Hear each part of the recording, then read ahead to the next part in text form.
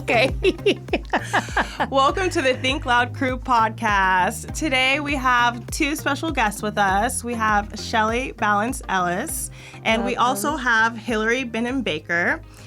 Before we jump in and tell who Shelly is, I just want to introduce our guest on our Zoom link today. We have a different style of our podcast today. Yes, we do. So just be patient with us as we get through this, and just want to make sure everyone enjoys the podcast today. So Hillary Benham Baker is an employee advocate practicing in California. She has proudly represented courageous clients across industries and litigation, including technology, entertainment, higher education, and healthcare. Her focus is on discrimination, retaliation, and harassment cases. And with that being said, I would love to introduce our main guest, I would say, Miss Shelly over here. And just, Shelly, if you could give us a quick introduction on who you are and just what we will be highlighting today. Thank you. You know, thank you. I am an intentional, loving, conscious, communicative, trust-filled individual who spent, thank you, the last over 25 years working at two of the most culturally significant programs in television, Jeopardy and Wheel of Fortune. And I was suddenly and abruptly released from my position. And I have been examining myself, my life, telling the truth about what happened and imagining what's possible. So I'm a mom, a wife, an auntie. I've got kids and grandkids and all the things. So I'm just here to inspire. Love it. How long were you working with Wheel of Fortune and Jeopardy? It's so funny. I looked back. I started there in 1998. How old were you girls in 1998? I was starting the fourth grade. Eight, I was 9. like 8. Yeah, we were 9. Like 8 turning 9. Yeah. Wow. Exactly. So most of the time, I mean, when I'd pick you girls up and we'd do what we do, I worked there. Almost 30, and I like 34 years. Yeah. Oh, no. No, not 34 years. Like 26. Sorry, we'll take that out 26. because I did my math wrong. It's okay. I do math wrong all the time.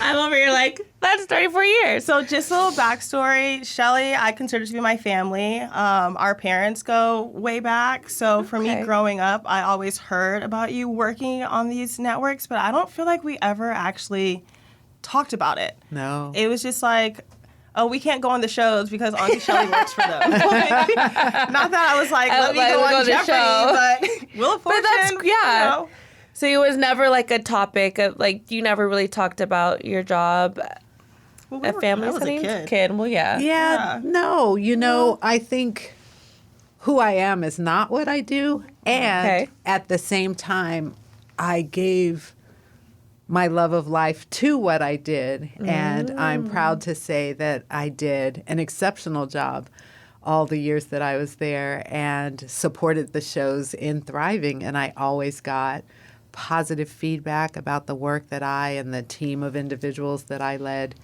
did.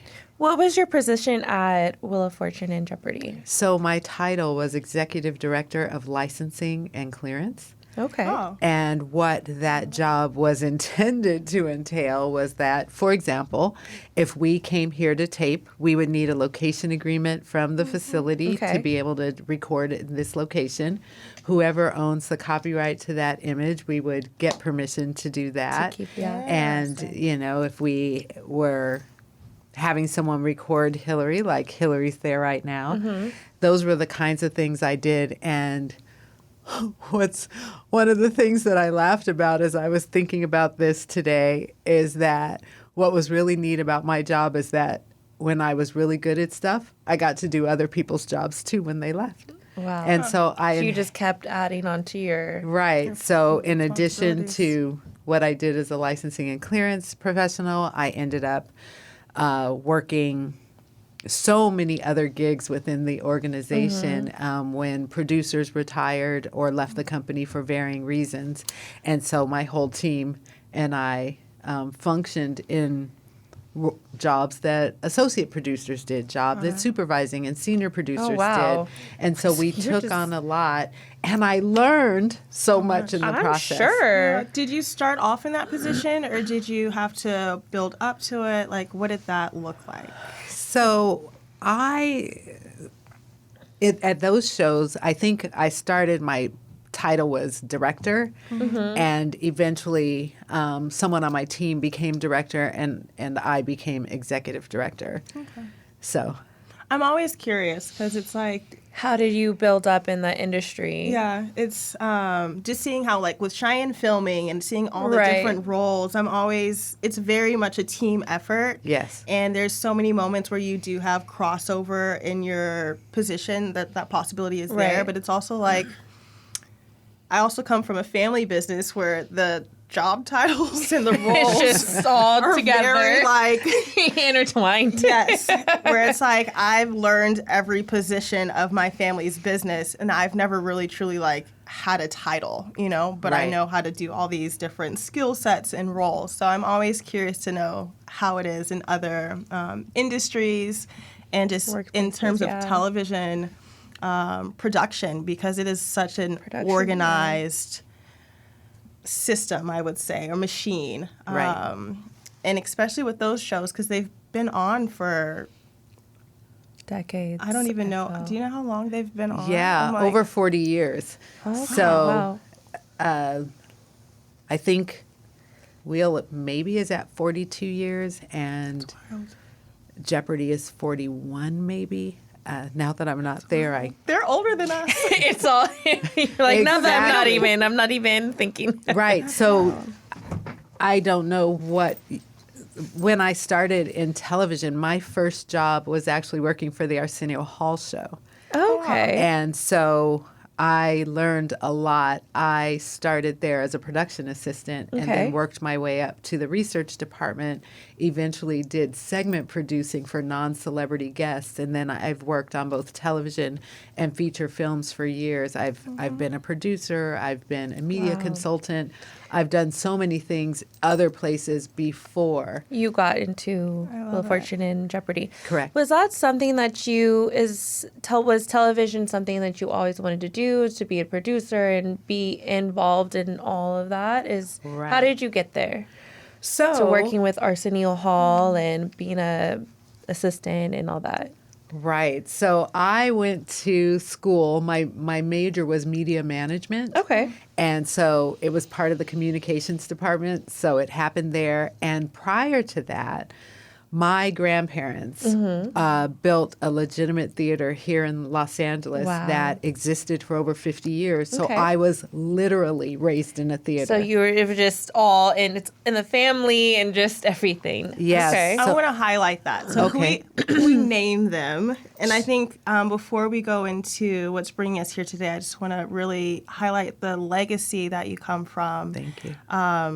To kind of show why what we are going to talk about today is so important and why I feel like it's part of your calling. That gives me chills. Yes, I'm sorry. No pressure. But what was this theater? What were your grandparents' names? And what is the legacy that they helped build and just really establish for people of color in front of the camera and behind the camera in general? Thank you for asking. For some reason, I feel emotional about that piece. So, do you want a hug? Oh my gosh, sure, let's hug. Like, we're huggers. I'm like, no, it's a big deal. So take your time. Take your time, and take your time. Thank you. Yeah. So, my grandfather was raised in New York. Our family was from Barbados, and he ended up growing up in New York. Immigrants, they get the job done. Yes. And so he lived with his aunt across the street from the Cotton Club. And back in those days, the Cotton Club was filled with these very talented Black performers. And he would sneak in there, skip school, sneak into the Cotton Club, and watch all of the performances and realize that's what he wanted to do. I love that. So he then would go to the Hoofers Club, which this is back in 1920s, like he was a teenager. And he learned to tap dance. He learned the timing of performance. Yeah. He learned comedy. He learned all the things. Just by watching. Yeah, just by watching. And back then, they would welcome people and let them participate. And one of the things he taught us is that when he would watch the things at night, because he dreamed of being there, only white audiences were allowed in. No Black people were allowed to enter through the front door. They were only allowed to enter through the stage entrances and perform. And so often the white performers would go watch those shows and literally steal their acts. They call it assimilation. Right. But they would go in and assimilate by taking what they did. And you can find some of the videos even now online. But I digress. As relates to I mean, I was ready for the whole. I was like, and keep going. Yes, it's a part of history. It's a part of history, and it's amazing. I just love learning about history and people's families and stuff like this. So I love this. Thank you. So he started at the Lafayette Theater in New York, and from there, he eventually worked at the Cotton Club as a performer.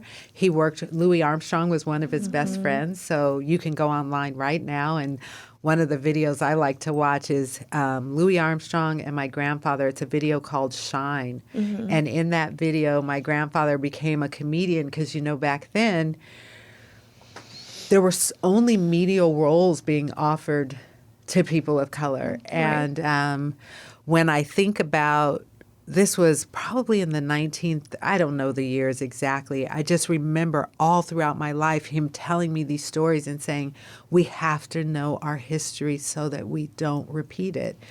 And so he eventually married my grandmother in 1941, and they somehow ended up coming to California because Mae West wanted him to be in Go West, Young Man. And so when he performed in Go West, Young Man, that was when his movie career began. But he worked in vaudeville with all the big actors, Eddie Cantor, Milton Berle, Danny Kaye, all of the famous comedians were his friends. Jack Benny, Rochester. I mean, those were the people I knew as a kid. Wow. They all eventually came through the theater, which was founded in 1950. Okay.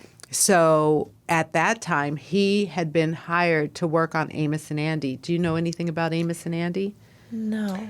I do not. I don't know. I have not heard it. But I do want to say that their names were Edna and Nick Stewart, affectionately known as Nicodemus. Nicodemus was my grandfather. Yes. And then the theater was the Ebony Showcase. Yes. So do your history, explore your curiosities, and go look at the history so you can understand why this conversation today is so important in terms of just knowing what's going on. Yes.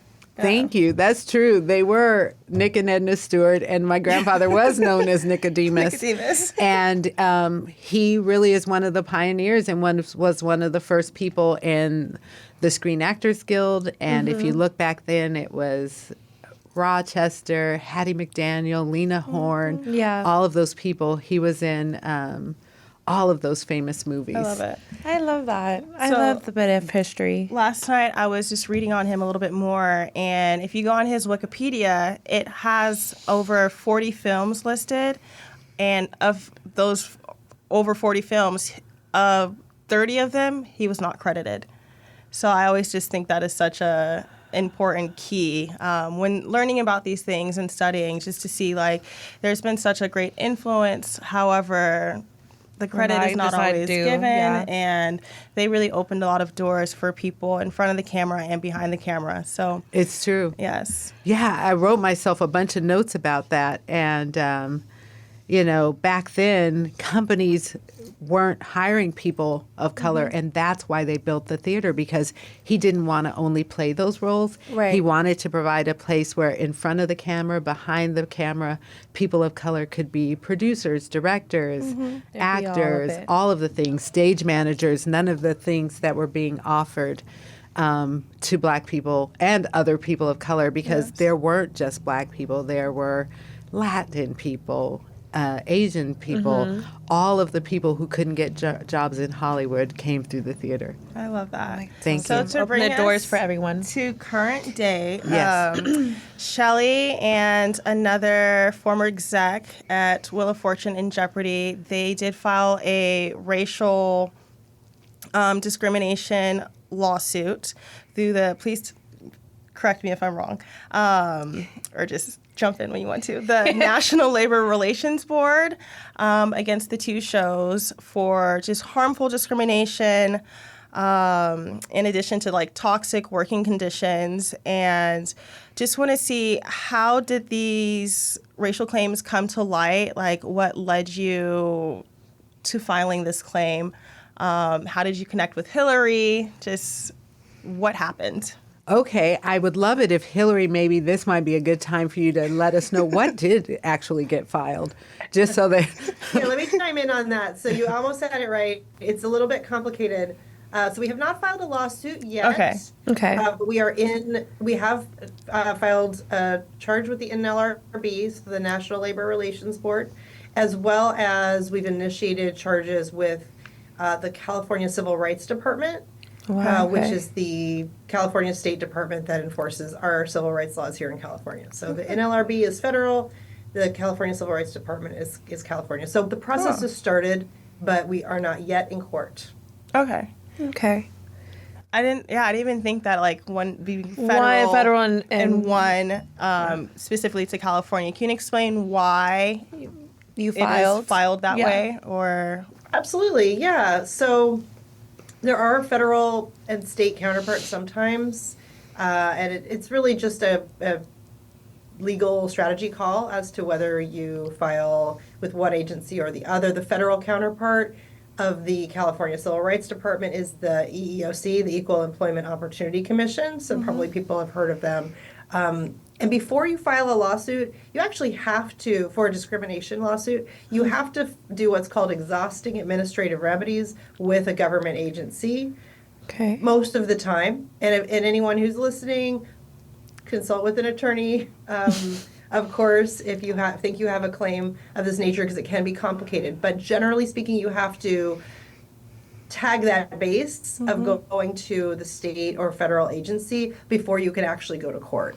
Okay. So that's where we're at right now. And as far as the National Labor Relations Board, and Shelley will get into the facts a little bit more about what happened, but really striking fact from this case that we saw and I want to give a shout out to my colleague Peter Romer Friedman, who is another attorney working on the case who's not here today. But we're all working hard as a team to proudly represent Shelley and also our other plaintiff. And for the National Labor Relations Board, what was significant to us about the facts was that Sony fired an entire group. So it wasn't just Shelley and her colleague, who we also are representing, but there were more people who were fired at the same time. And really, the facts show that they were fired because they were the people who spoke out. This was a really cohesive, tight-knit department, and I know Shelley's going to talk about that more. And really, really an inspiring group of people doing amazing work on these shows. Okay. And it seems that Sony didn't like that because they also would stick up for each other, and they'd stick up for other people in the workplace who were subject to that toxic environment, to discriminatory behavior, or when they saw a clue that they thought could be offensive or problematic or could be framed better. And so it wasn't just Shelley. Shelley was a huge part of all of this, of course. And I can't wait for you to hear from her because she's a much better source for this information than me. But that is what, and that is what the National Labor Relations Board looks at specifically. retaliation for protected concerted activity. Okay. And so that's when employees work together to make to advocate for better terms and conditions of their working environment. And so that's what we saw happen in this case. So there's a little bit of a difference between what the NLRB does and the California Civil Rights Department does. The NLRB is more focused on collective action and also union organizing. And the Civil Rights Department is more focused on harassment and discrimination. I love it. So I hope I didn't put everyone to sleep. No, I'm I like interested. it, yeah. I love learning about the law and how things work. So I feel like you did a great job of like showing each side like and what it meant. And also highlighting this is not just that, Shelley right? And her colleague, but it was a group it's of a people, collective. collective thing. I think that's important. Just as another little baseline question for our listeners who are new to what discrimination can look like in the workforce, can you kind of give I don't know if there's a definition or a description of what discrimination in the workplace looks like or what it is? Yeah, absolutely. It can take many forms, and the federal and state law prohibit discrimination based on protected characteristics. Those protected characteristics are ones you're probably familiar with: race, national origin, gender, gender identity, sexual orientation, disability. There are a few others that aren't quite as common, but we sometimes see marital status, military status, like your status as a veteran. It's a very long list and different, and that's why having a good employment lawyer on your team will help, because it's kind of a patchwork quilt of different laws that might protect you in different ways, and so figuring out what the best strategy is really can be kind of a complicated decision. But as far and so that's your basis is that protected category. So let's talk about race discrimination, for example. And then you need to have an adverse action. And what that means is just basically something bad is happening at work to you because of that protected characteristic. So that's often a termination, but it doesn't have to be. It can be that you are being denied promotions. It can be that you are being denied resources for your job. It could be that or you can kind of get more into the harassment category, which is the hostile work environment. So that's really where you have either severe or pervasive behavior, which either means really, really extreme behavior or really constant behavior that is, it's what you might think of as bullying. But it has to be because of that protected characteristic. So that's why these cases can be challenging sometimes to show that because of piece. And of course, other types of harassment are just sort of the sexual harassment scenarios that I think everyone's probably pretty familiar with, of just really, inappropriate sexual behavior at work, a boss hitting on an employee constantly, gross comments, creepy comments. Because of someone's gender, race, disability, any of those characteristics. And any of those characteristics are protected for harassment too. Sometimes people think harassment can only be sexual or gender-based harassment, but it can be based on other characteristics. So that's what the law protects. There are a lot of things the law doesn't protect. People kind of think, I'm being discriminated against because I'm being treated poorly. My manager doesn't like me, and my manager is really rude to me. But if you can't connect that to a protected characteristic, then that's not really illegal. Like, it's not illegal to be a jerk at work. But if you can prove that it's because of a protected reason, then it is. And finally, retaliation is where, and we have retaliation claims here too, it's where an employer gets revenge on you for doing something they don't want that is protected activity. So it can't just be anything, but it is protesting is something illegal at work, and that could be protesting discrimination. So what happened here is Shelley and her team stood up and said to management, hey, we don't like the way this person's being treated. We don't like this content that is discriminatory. We think this is creating a really uncomfortable environment for employees of color here. We don't think this is what the show should be about. And the company didn't like that and fired them. They said, y'all can go there. Y'all can go. Bye. We'll keep doing what we do. You guys can leave. Yeah. That's insane. Exactly. And a lot of times it'll look like, someone who's sort of painted as a troublemaker for speaking out. And I know Shelley can tell you way more about that experience, but that's a really, really common pattern. And a lot of times discrimination and retaliation will go hand in hand. So the discrimination comes first, then complaints are made, and then the retaliation happens. Yeah, and I think that's why it's really unfortunate. So many people may experience this in the workforce, but stay quiet in fear of that retaliation. Yeah. And you just don't know. You could walk in the next day and your desk is gone. Like you get that email and you're out. So it's thank you for using your voice and the voices of your colleagues. I commend all of you, and it's very brave and courageous, especially when dealing with a huge network like Sony. Yeah, it's huge. And like you said earlier, such culturally impactful shows that have been around for so long. So thank you, Shelley. Thank you. Thank you, Hillary. That really helped me wrap my brain around it, too. Because having lived it, it sometimes is helpful to hear it a different, It's like an outer body experience, I imagine, at times where you're like, okay, I'm going through this, but then it's like, is this really what's going on?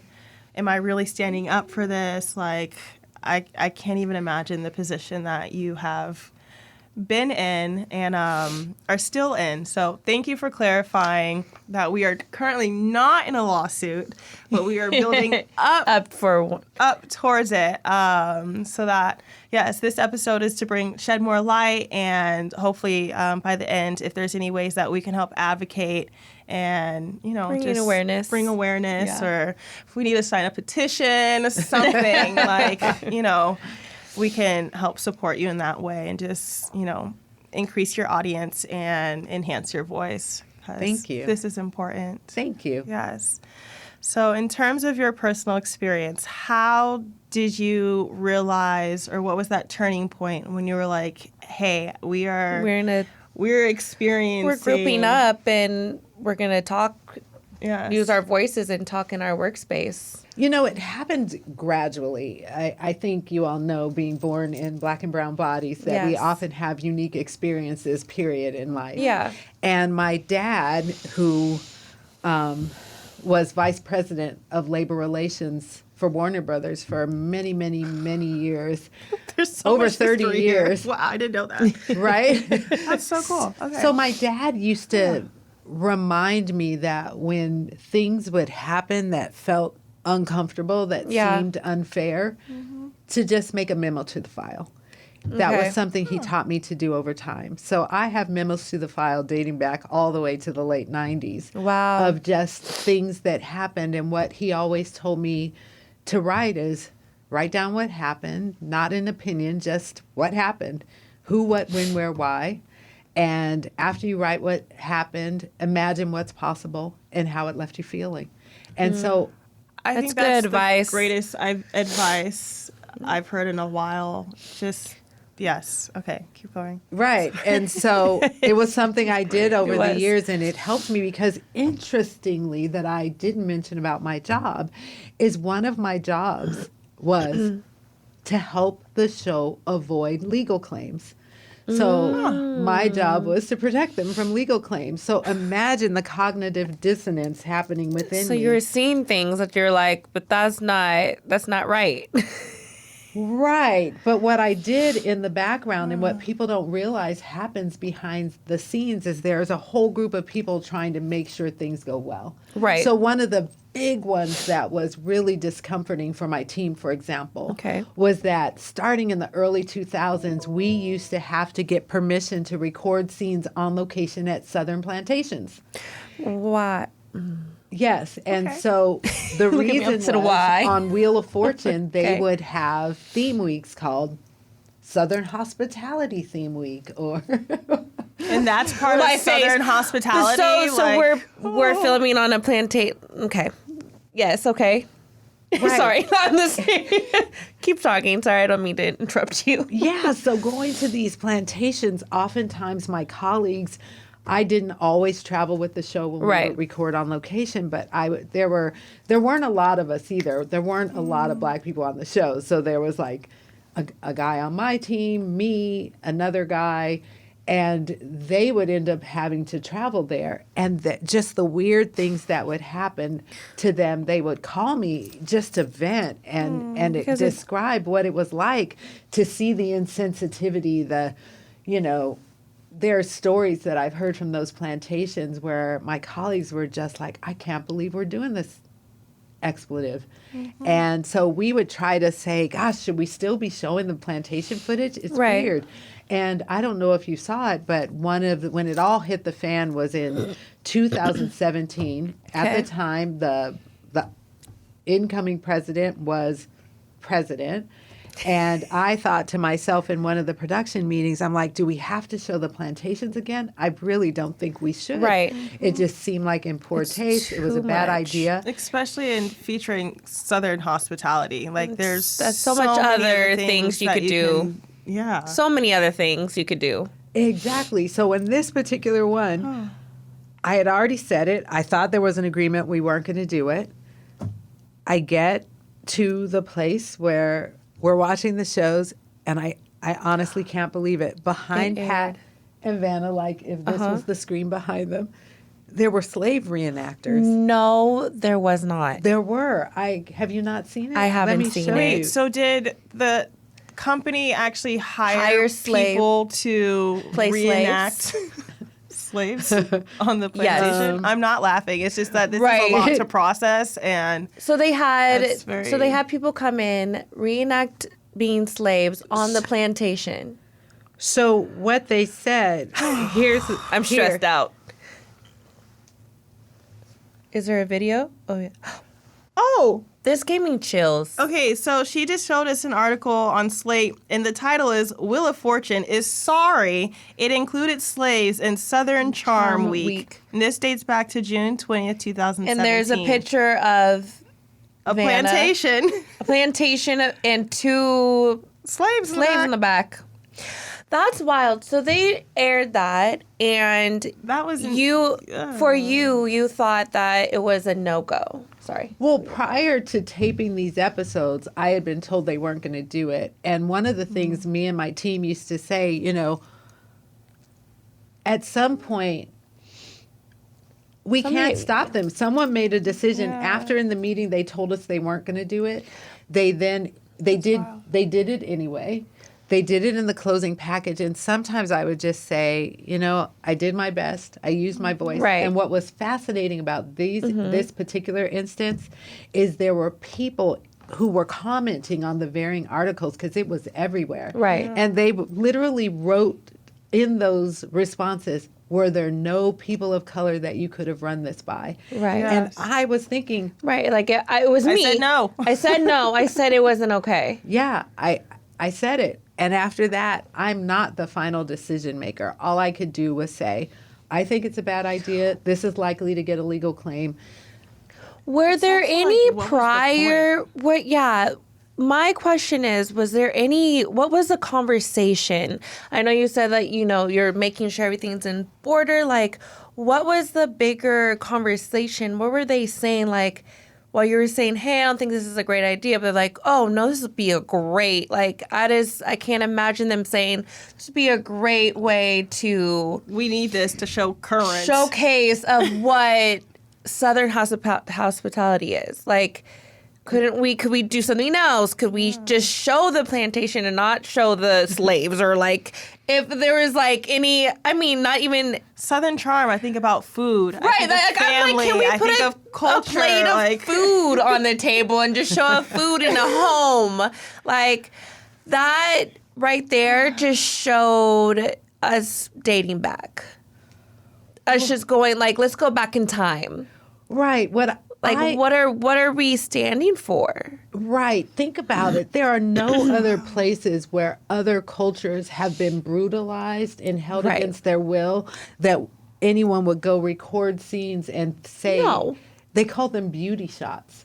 And they often thought that these were beautiful Southern and representing what? You should have been proud of it. Basically, that's the vibe I'm getting. Is like you should be happy to see these, and it's like no, this is harmful. This is hurtful. This is a very part of like the insidious like American history that a lot of people are misinformed about. Correct. And it's still glorified in a lot of ways. Right. So, interestingly, my colleagues, I don't know. I can't speak for anyone other than myself. Yeah. Mm-hmm. But what I do know is what was constantly said was that the footage was pretty. Okay. That they thought it was beautiful. And I'm not convinced that I don't know for sure. Again, I'm trying to mind read. But they didn't see it. They couldn't connect with the pain. There was a disconnect. Yeah. And I think sometimes my feedback was deemed she's too much. But then other times it's like she's not enough. Like not enough to too much. Yeah, to get promoted, but too much to bring this stuff up. So what I also found weird is even after this happened and the apology happened, it was with my former boss who also had really positive qualities. You know, people are complicated. Yes. Relationships are complicated. People make mistakes. Hopefully people learn from their mistakes. Yes. I mean, one of the things that even the set designs, every time I would say, can we take the word plantation off of the set designs? And they would remove it and call it the Charleston Mansion.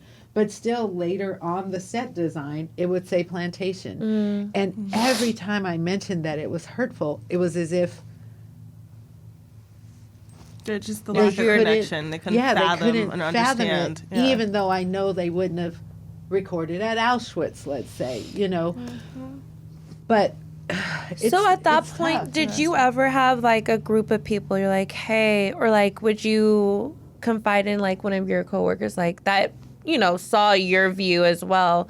Like, hey, they're doing it again. Like, my team actually, and others in the show, I've had grown men come to my office and be emotional after some insensitive thing happened at the studio. People trusted me, relied on me.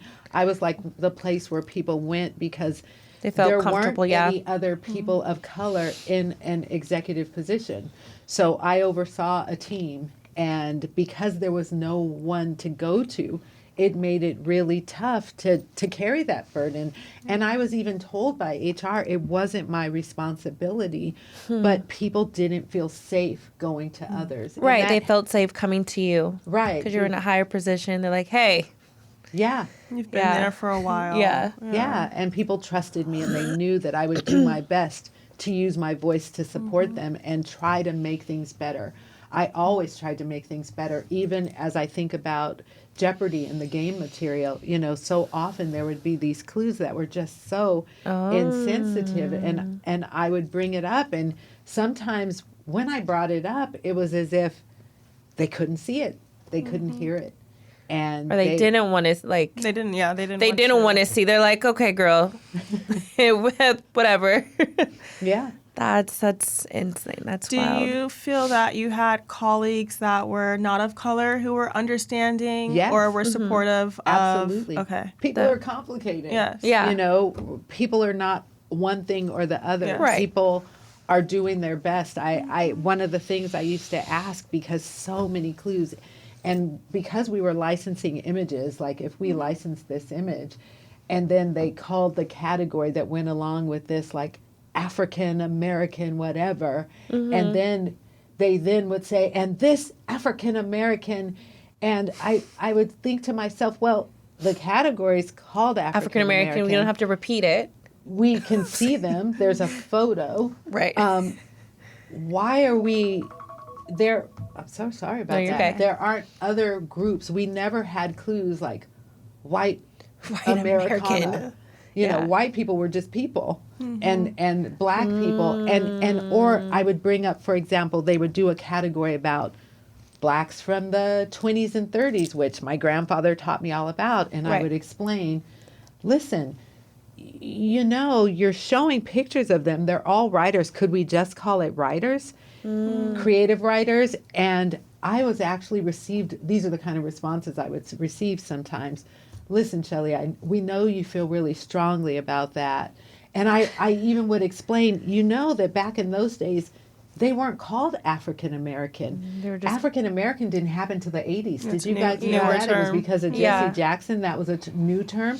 When I was a kid, people like us, we were called mulattoes. Yeah. We were called red bone. We were called all these other things. Hi, yellow girl. Oh my gosh. Yeah. It's like, no. Exactly. But back in those days, they were called black, Negro, or colored. And so I would say, if you're going to call it African American, it's not right. Our job is to get this right because these shows are smart. They're important. Right, yeah. And we're this was smart the place television. where the smarts were missing, because the response that I got was, we know you feel really strongly about this, but let's say we gave it a more generic title. All people would say when they saw the images was, look, we gave it a more generic title, but they're still all black. Okay. So they just, You're like... It hurt. Yeah, Even as I'm telling you, my heart races because I don't think my colleague knew how hurtful it was. Right. I think he was so oblivious. And even starting with, I know you're hurt about this, but... They said, we know you feel strongly about this. Strongly about this. Yeah, they couldn't connect to the, racialized people have to have a level of bravery that is just off the charts. Have you guys seen Origin? Yes. No. We have to have a movie day. It did not get enough screen time, I'm confused where the marketing and advertising dollars went for it. I was fortunate to see it on a flight, and I kept hearing about it. But it really breaks down like the caste system and just how it is so ingrained in our culture and just the world itself. Okay. And breaking free from those caste systems, it's very historically challenging, I would say. Yes, and so I think to make this racial is a little too small. Yeah. I think that America does have its own caste system. Oh, definitely. But they use the idea of race to keep us divided and confused. And busy. And I think that if we all can recognize that we're more powerful when we build connection. Together, yeah. And one of the things that I think I didn't mention that was to a question you asked was, why did I start talking about this? I started talking about this because they actually mandated. Do you know a mandate is that you have to do this to continue working? Yes. They mandated that we take diversity and inclusion training. And so they started training me and my team for what a lack of diversity, unfair practices look like. And so we were being trained. And so my team would then, now more than ever, because they're like, well, look. Yeah, we're to help avoid legal claims. And so we started pointing this stuff up. But instead of saying thank you, it seemed like we became labeled the problem. The problem. Like, why are you guys talking to him? Like, what are you doing? Even though they made us do this. Right. They're like, well, you're bringing more light to what the issue is. You're like, correct. You're helping us. Thank you. Yeah, and in the diversity and inclusion classes that we took, D&I, they called it, the studio's department is called Diversity, Equity, and Inclusion. But for our shows, it was only diversity and inclusion. And when we asked why, we were told that the senior leadership of these two shows could not, equity was a standard too high for them to meet. Stop. Wow.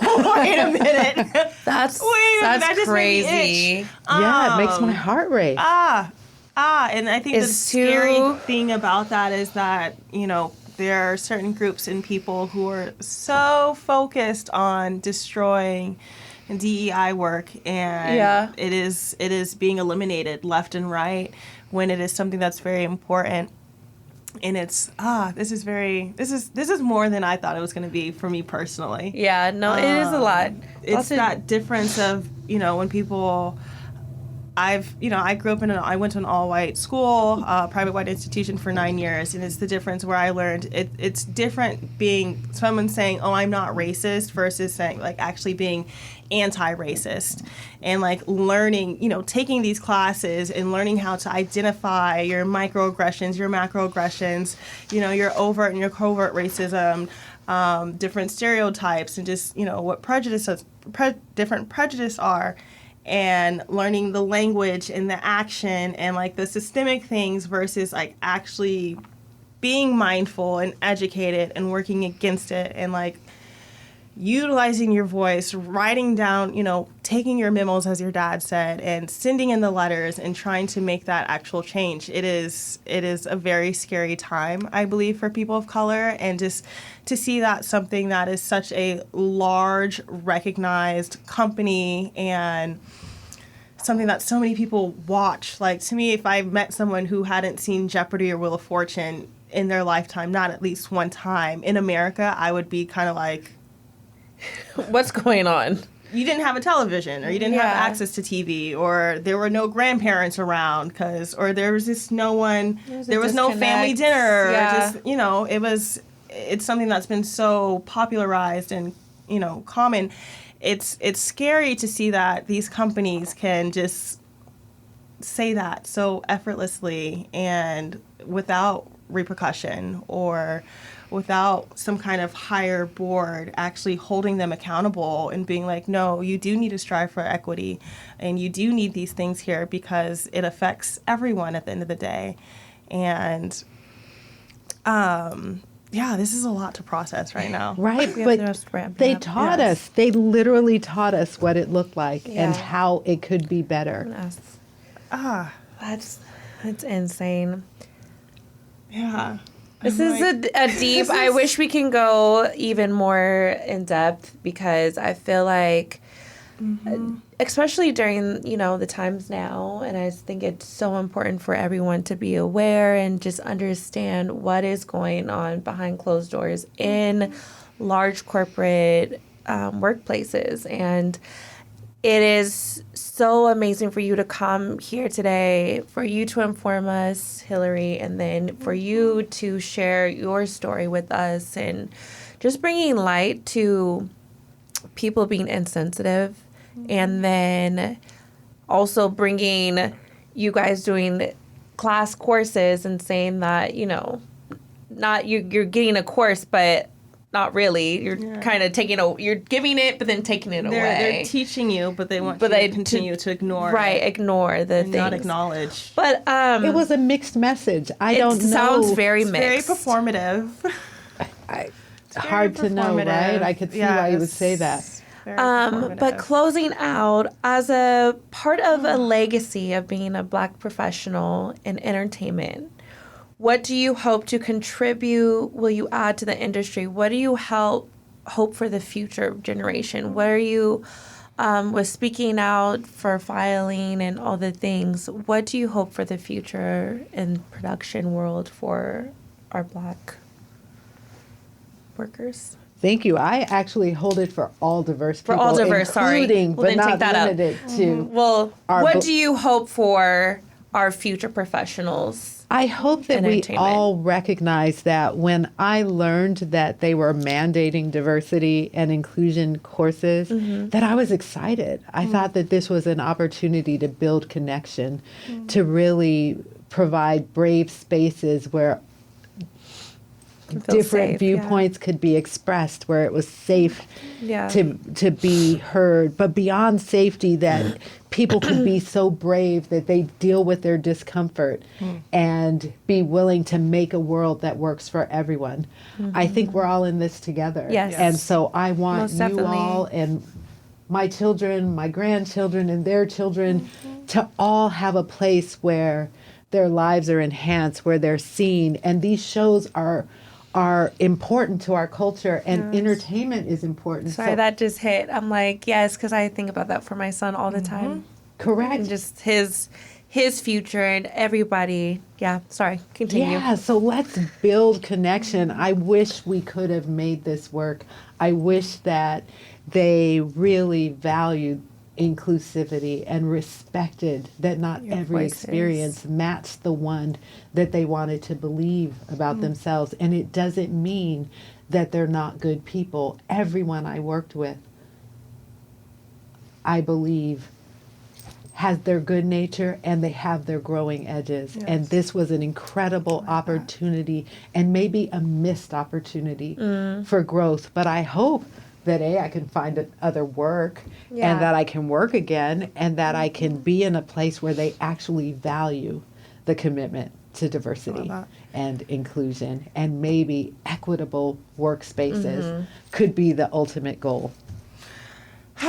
This was very insightful, Shelley. Yes. Thank you for joining us. Thank you again to you and your colleagues for using your voices and taking the time to essentially put your livelihood, you know, at risk.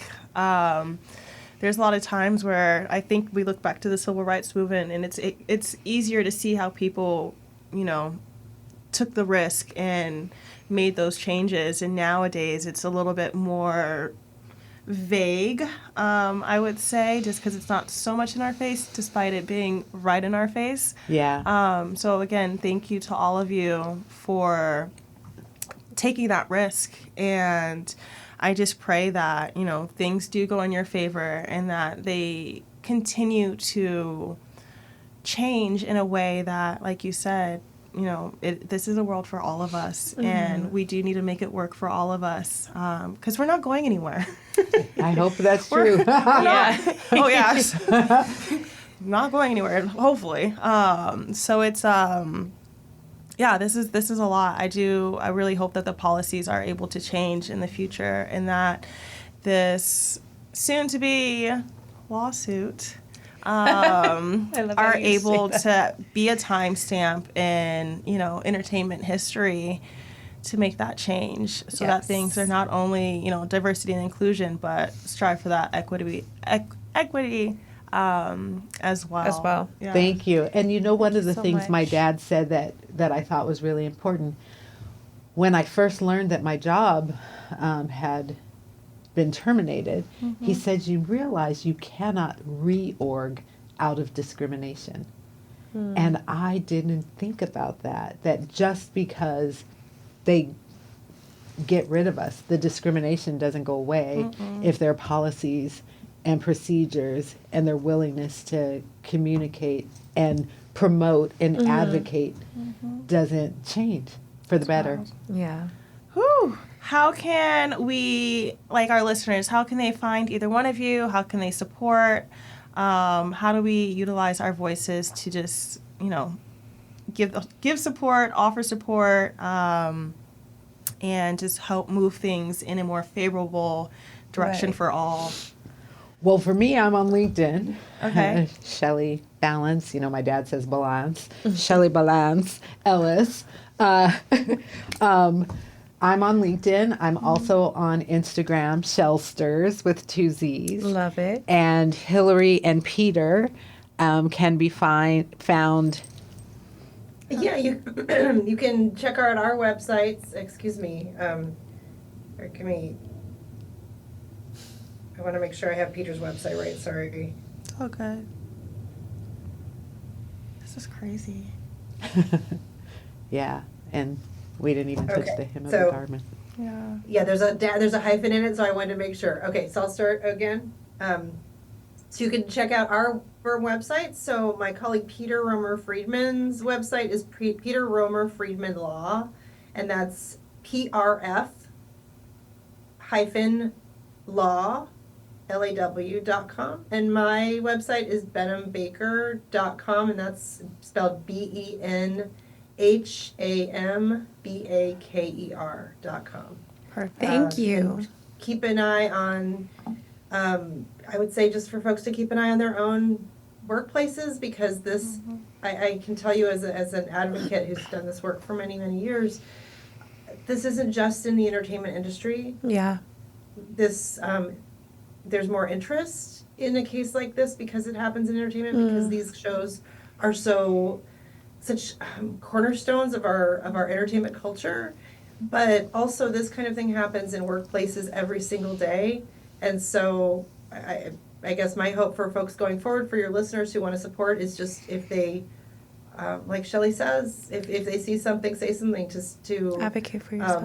Folks of any background to stand up if you see something that's wrong. Mm-hmm. And it's not fair to expect people of color in particular in the workplace to be the only ones to say something. Yes, the onus should not only be on us. All too often. That's great advice. Thank you. We gotta take a picture of your shirt. We gotta see it. Right. So, what does it say? My philosophy is very simple. When you see something that is not right, not fair, not just, you have to speak up. You have to say something. You have to do something. Get in trouble, good trouble, necessary trouble. Thank you, John Lewis. Thank you. Woo!